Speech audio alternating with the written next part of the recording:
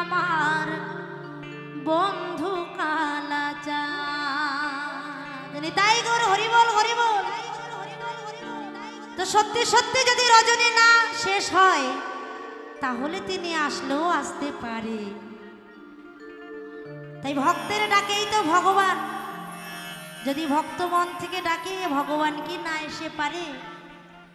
তাই রাধারানী মন থেকে বলছে, আজ নিশীতে আসতে পারে